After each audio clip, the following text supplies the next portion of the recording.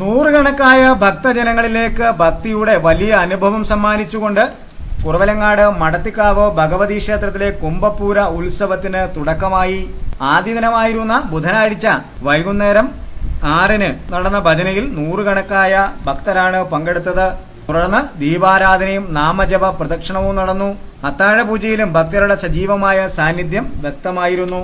തിരുവാതിര ദിനമായ വ്യാഴാഴ്ച രാവിലെ 6-ന് ഗണപതി ഹോമം, 7:30-ന് പുരാണ പാരായണം, 8-ന് വിശേഷാൽ പൂജ, വൈകിട്ട് 6-ന് ഭജന, 6:45-ന് ദീപാരാധന, നാമജപ പ്രദർശനം, 7:30-ന് അത്താഴ പൂജ എന്നിവ നടക്കും.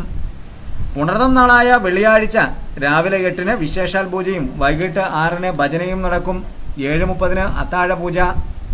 പൂയം നാളിൽ രാവിലെ 6-ന് ഗണപതി ഹോമം, 7:30-ന് പുരാണ പാരായണം, 8-ന് വിശേഷാൽ പൂജ, 12-ന് മഹാപ്രസാദ ഊട്ട്, 6-ന് ഭജന, 6:40-ന് ദീപാരാധന, നാമജപ പ്രദർശനം, 7:30-ന് അത്താഴ പൂജ എന്നിവയാണ്.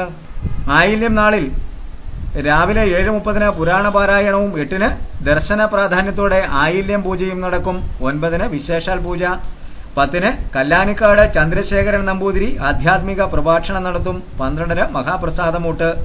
6-ന് ഭജന. 6:30-ന് കലാപീഠം രതീഷ് കുർജിത്താനവും സംഘവും അവതരിപ്പിക്കുന്ന പഞ്ചവാദ്യം. 6:45-ന് ദീപാരാധന. 8-ന് അത്താഴ പൂജ.